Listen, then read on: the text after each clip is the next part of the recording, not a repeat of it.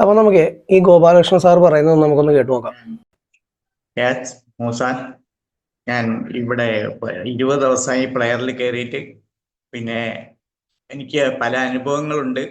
അതിനെപ്പറ്റി ഒന്ന് സംസാരിക്കാനും കൂടിയാണ് കയറിയത്.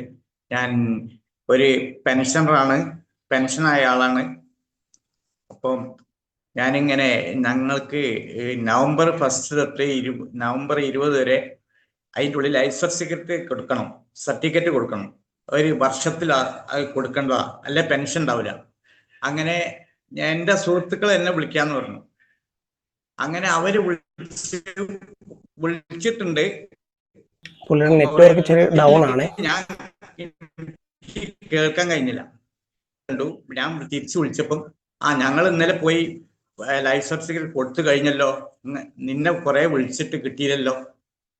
എനിക്ക് ഭയങ്കര വിഷമം തോന്നി. കാരണം എനിക്ക് കൊടുക്കാൻ കഴിഞ്ഞില്ല, പെൻഷൻ ഉണ്ടാവില്ലല്ലോ, പെൻഷൻ കിട്ടൂലല്ലോ. പെട്ടെന്ന് ടെൻഷനായി. അങ്ങനെ പിന്നെ കൊടുക്കാൻ ഒരൊറ്റ ദിവസമുള്ളൂ. അങ്ങനെ ഞാൻ പെട്ടെന്ന് പെൻഷൻ ഓഫീസിലെത്തി. പിന്നെ പെട്ടെന്ന് കൊടുക്കാൻ മൂസാനൊക്കെ മനസ്സുകൊണ്ട് പ്രാർത്ഥിച്ച് പെട്ടെന്ന് കൊടുക്കാൻ വേണ്ടി പെൻഷൻ ഓഫീസിലെത്തി. ആ ഫോം വാങ്ങി ഫില്ല് ചെയ്തു, അറ്റസ്റ്റ് ചെയ്തു. ഗസ്റ്റ് ഓഫീസറും കൊണ്ട് അറ്റസ്റ്റ് ചെയ്ത് കൊടുത്തു. ആ 10-15 മിനിറ്റ് കൊണ്ട് എല്ലാം കഴിഞ്ഞു.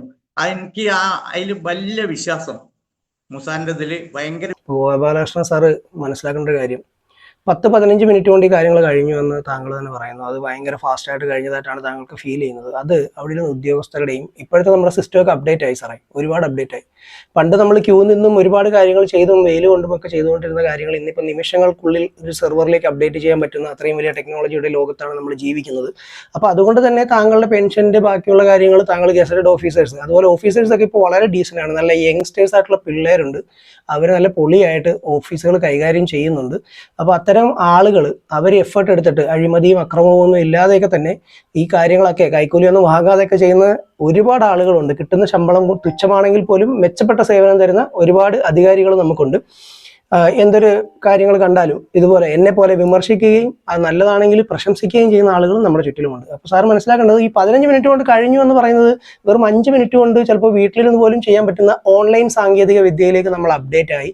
അതിൻ്റെ ഭാഗമാണ് ഈ 15 മിനിറ്റ് കൊണ്ട് താങ്കളുടെ അത് കഴിഞ്ഞു. അത് ഗസറ്റഡ് ഓഫീസേഴ്സിനെ കണ്ടു കഴിഞ്ഞാൽ താങ്കളുടെ പ്രായം വളരെ വലിയൊരു വാലിഡ് ആയിട്ടുള്ളൊരു സംഭവമാണ്. എന്ന് വെച്ചാൽ റെസ്പെക്ട് ചെയ്യുന്ന എല്ലാ മനുഷ്യരെയും പ്രായത്തിൽ റെസ്പെക്ട് ചെയ്യുന്ന ഒരു കൾച്ചറുള്ളവരാണ് മലയാളികൾ. അതുകൊണ്ട് തന്നെ താങ്കളുടെ പ്രായത്തെ ബഹുമാനിച്ചുകൊണ്ട് താങ്കളെ നിർത്താതെ വളരെ പെട്ടെന്ന് അത് സാധിച്ചു തന്ന ആ വ്യക്തിക്കാണ് താങ്കൾ നന്ദി പറയേണ്ടത്, ഗസറ്റഡ് ഓഫീസേഴ്സിന്.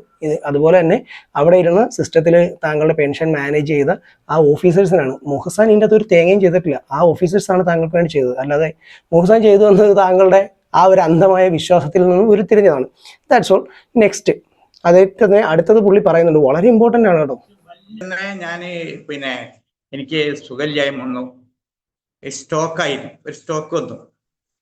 അങ്ങനെ പിന്നെ തലയ്ക്ക് 3 ബ്ലോക്കാണ്. ഒരു ബ്ലോക്ക് ഞാൻ നീക്കി ആശുപത്രിയിൽ പോയിട്ട്, പൊതുവേ ഞാൻ അമ്പലത്തിലും ഇങ്ങനെ. പ്രിയപ്പെട്ട വളരെ ശ്രദ്ധയോടുകൂടി കേൾക്കണം. അദ്ദേഹത്തിന് സ്ട്രോക്ക് വന്നിട്ടുള്ള ഒരു വ്യക്തിയാണ്. അദ്ദേഹം ഇപ്പൊ എന്താ പറയാൻ പോകുന്നത് നിങ്ങൾ കേൾക്കണം. പോലൊന്നുമില്ല. ഒരു ബ്ലോക്ക് നീക്കി, ഒരു ബ്ലോക്ക് സ്റ്റഡ് ഇട്ട്, ഇനി ഒരു ബ്ലോക്ക് ഉണ്ട്. അത് മുഹസാനെ കൊണ്ടല്ല, ഹോസ്പിറ്റലിൽ പോയിട്ടാണ് അദ്ദേഹം ബ്ലോക്ക് നീക്കിയത്. വെൽഡൺ എന്ന് കഴിച്ചുകൊണ്ടിരിക്കുകയാണ്. മൂസാം വിചാരിച്ച അത് സമർത്ഥിക്കുകയാണ്. അത് എനിക്ക് രക്ഷപ്പെടുത്തിയതാണ് അതിനൊക്കെ. പിന്നെ അങ്ങനെ ഒരു ദിവസം തലകറക്കം വന്നു എനിക്ക് വൈകുന്നേരം. അങ്ങനെ ഞാനിങ്ങനെ കട്ടിൽ കിടക്കുകയാണ്. എൻ്റെ പ്രിയപ്പെട്ട ഗോപാലകൃഷ്ണൻ സാറേ, താങ്കൾ ഈ സമർപ്പിച്ച ഈ ഒരു അസുഖം അത് ഭേദമാക്കാൻ മുഹസാന് സാധിക്കത്തില്ല. താങ്കൾക്ക് ബ്ലോക്ക് ഉണ്ടെന്ന് ഏത് ഡോക്ടറാണോ പറഞ്ഞത്, മരുന്നൊന്നും ഒരു കാരണവശാലും നിർത്തരുത്. താങ്കൾ പ്രായമായ ഒരു വ്യക്തിയാണ്. ഒരുപാട് ഇത്തരം അന്ധവിശ്വാസങ്ങളുടെ പുറത്ത് മരുന്നുകളും ഒന്നും വേണ്ട എന്ന് പറഞ്ഞ് മരണത്തിലേക്ക് കാല് വെച്ച് പോയ ആളുകൾ ഒരുപാടുണ്ട്. അത്തരത്തിലൊരാളായിട്ട് താങ്കൾ മാറരുത്. അതുകൊണ്ട് ദയവായി മരുന്നുകൾ നിർത്താതിരിക്കുക. ഡോക്ടർമാരുടെ പ്രിസ്ക്രിപ്ഷനുകളും ഡോക്ടർമാരുടെ കാര്യങ്ങളും ഒക്കെ താങ്കൾ നല്ലതുപോലെ പാലിക്കുക. ഒപ്പം തന്നെ അവർ പറഞ്ഞിരിക്കുന്ന ആഹാരക്രമങ്ങൾ വരെയും പാലിക്കണം. ബ്ലോക്ക് ഉണ്ട് എന്നൊക്കെ പറയുമ്പോൾ തീർച്ചയായിട്ടും താങ്കളുടെ ഹെൽത്ത്, ഇവരുടെ ഉദ്ദേശം വെൽത്താണ്, താങ്കളുടെ ഹെൽത്ത് അല്ല. താങ്കൾ പ്രാർത്ഥിക്കുമ്പോൾ താങ്കൾക്ക് കിട്ടുന്ന ഒരു പോസിറ്റീവ് വൈബിനെ കുറിച്ചോ മറ്റോ ഒന്നുമല്ല ഞാൻ പറയുന്നത്. പക്ഷേ ഇത്തരം അന്ധവിശ്വാസം ഒരിക്കലും സമൂഹത്തിലേക്ക് പ്രചരിപ്പിക്കാതിരിക്കുക. ആ ഡോക്ടർമാരാണ് താങ്കളെ ജീവിതത്തിലേക്ക് കൈപിടിച്ച് നടത്തിയത്. ആ ബ്ലോക്കും ആ ബാക്കിയുള്ള സ്ട്രോക്കും അതിൽ നിന്നൊക്കെ ആ ഒരു മെഡിസിനാണ് അല്ലെങ്കിൽ ആ കണ്ടെത്തലുകളാണ് താങ്കളെ നടത്തിപ്പിക്കുന്നത്. അപ്പോൾ തീർച്ചയായിട്ടും അതൊക്കെ മനസ്സിലാക്കുക. അല്ലാതെ ഇത്തരം അന്ധവിശ്വാസങ്ങൾ സമൂഹത്തിലേക്ക് പടച്ചു വിട്ടുകൊണ്ട് ബാക്കിയുള്ള ആളുകളിലും കൂടി ഒരസുഖം വന്നാൽ ചികിത്സിക്കേണ്ട, മുഹസാനെ വിളിച്ചാൽ മതി എന്ന് പറയുന്നത് അബ്സല്യൂട്ട്ലി അത് ഭയങ്കര റോങ് ആണ്. കാരണം എന്താണെന്ന് വെച്ച് കഴിഞ്ഞാൽ ഇത്തരം അന്ധവിശ്വാസം കൊണ്ട് കൊലപാതകങ്ങൾ വരെ അന്ധവിശ്വാസത്തിന് പുറത്ത്, ബ്ലാക്ക് മാജിക്കുകളുടെയൊക്കെ പുറത്ത് നടന്ന ഒരു നാടാണ് കേരളം. അപ്പോൾ അത്തരമൊരു സംരംഭം ഇവിടെ ഉരുത്തിരിഞ്ഞ് വരാതിരിക്കാൻ വേണ്ടി കൂടിയാണ് ഞാനടക്കം. ഇനി ഒരുപാട് പേര് എന്നെ പിന്തുണയ്ക്കുമെന്ന് എനിക്കറിയാം. ഞാനിതിൻ്റെ മുന്നിൽ തന്നെ ഉണ്ടാവും തീർച്ചയായിട്ടും. അപ്പോൾ ഗോപാലകൃഷ്ണൻ സാറേ, മരുന്നൊക്കെ മുടങ്ങാതെ കഴിക്കുക. മുഹസാൻ വരുത്തില്ല, മുഹസാൻ സപ്പോർട്ട് ചെയ്യില്ല. ICUവും അതുപോലെ അത് ഇൻറ്റൻസീവ് കെയർ യൂണിറ്റല്ലേ, അതൊക്കെ ആയിരിക്കും അങ്ങേ സപ്പോർട്ട് ചെയ്യുക. മുഹസാൻ വരില്ല അവിടെ. മുഹസാന് 50,000 രൂപ കിട്ടിയാൽ മുഹസാൻ പോകും. Thank you. With love, Sudheer Kabir.